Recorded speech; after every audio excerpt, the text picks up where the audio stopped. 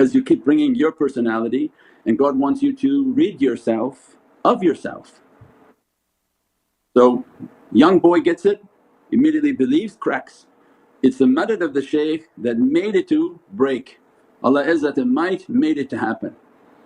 Everyone else in life when they hear an advice, a guidance or a sobat from the shaykh, they're, oh okay, yeah, but my doctor said I got to do something different, my dentist said like this, my lawyer said like this.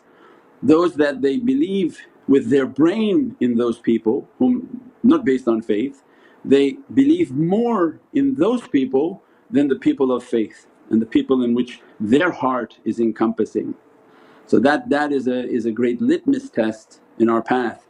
If the shaykh gives legal advice to you, because all spiritual advice is like a legal advice, do like this, do like this, yeah okay my turn is like this, and you believe more in that person's diploma, more in the process of your head, and really your head has a lock onto the dunya matters, and it's very difficult for you to release your head. It's not like you're not a doctor, you don't have to be a doctor. The one who made that one a doctor and this one a doctor, if he's giving advice, he's giving advice. Your ability to follow it, learn by it, listen to it is called the station of faith. So this is a big ocean of realities that when you come to them, all those whom you believed with your head and their headstrong and their academia and their knowledges is nothing in comparison to the heart of a believer. For within the heart of the believer resides the Divinely Presence, and if you truly believe in that heart, not the persona, but you believe in the heart of that believer, then what does that represent for you? That becomes a Divinely Presence for you, that from that heart is going to come out my isharat and my guidance, and from those eyes I'm being witnessed, and from those ears I'm being heard. Means that this immense station of faith is individual, so it's not everybody's at the same level, everybody is struggling with faith. But these are the tests that are sent within our life, that how much do you really believe? And you believe more in the dunya, and when we say dunya is very vast. People don't think, oh it's not money Shaykh, I've given up my sort of adherence to money, I don't really like dunya so I don't really get enjoyment out of shopping.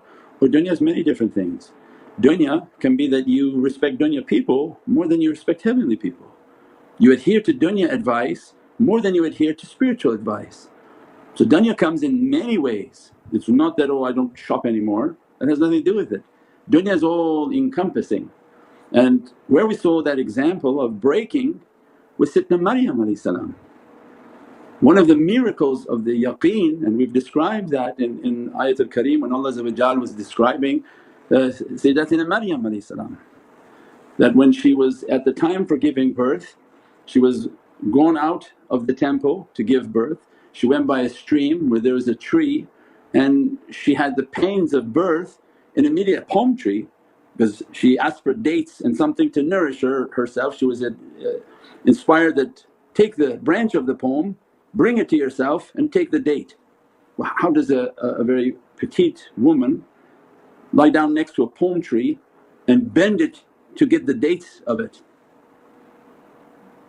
And that's the miracle of her yaqeen and certainty. The station of Sayyidina Maryam is an example for all people, not just women. It's a station of immense certainty, that as soon as the order came, with her power she moves it, brings the dates so that she can eat from it. And then Shaykh Daghestsni was then giving his example of how he shaykh threw that piece of wood and immediately cracked it in half. And that level of belief is, Ya ayyuhalladhina amanu, amanu. That level of belief is what allows us to survive from immense difficulty. The active brain that can't believe and really thinks it believes, but it can't believe in these people of the heart. It really doesn't have that level of confidence in the people of the heart. And Mawlana Sharafuddin Sultan al-Awliya again gave an example, we've given that many times. It came time when the Cossacks were coming, the Russian armies were coming, and they were going to attack and destroy. And the people of the village are panicking, becoming manic, what's going on, what we're going to do? And he gave a command that, plant your seeds, it's planting time. Why are you worrying about this right now? Plant your seeds, because a test is going to come to clean out and to show them that if you believe or you don't believe. And the shaykh is telling them, don't worry about that issue, go plant your seeds. Immediately a good number of the people said that these people don't know what they're doing. They used their mind with him and they walked away from him, and they walked away for certain slaughter. There was no second choice. When you walked away, anything that entered into the woods was slaughtered by the Russian armies, and those who remained they were trained not to think, and as a result they said, the shaykh said, plant the seeds, plant the seeds. There must be an immense secret in that.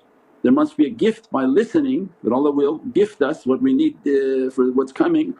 And the people who believed, Allah granted them an immensely higher belief, because as soon as those others ran away, then the shaykh called people, said, those people would have gotten us killed, they don't really believe in us. I want you to start to drink from this. He read from Surah Yaqeen that we put a barrier in front of them, a barrier behind them, immediately drink from this, prepare yourselves, we're walking through the forest.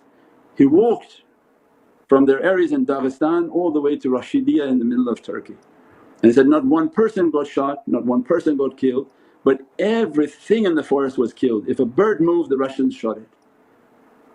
And he needed that level of belief, and Allah rewarded them based on their action, not by on their aqal and this doesn't make sense. And no, because the one who manic and using their head, they're going to get everybody killed. They're going to scream, yell, shout and run through the forest. Means that in days of difficulty or no difficulty, we're on a path of faith. The path of faith is through the heart, and when you follow one whom they are the people of the heart, that Allah qalbul mu'min baytullah, that Allah resides within their heart, the ishq of Sayyidina Muhammad reside within their heart, and the ulul am reside within their heart, then your life is to adhere best to the guidance. If you doubt and second guess, it only hurts your own level of faith, and in the end you begin to have all sorts of corrupt actions and difficulties in life.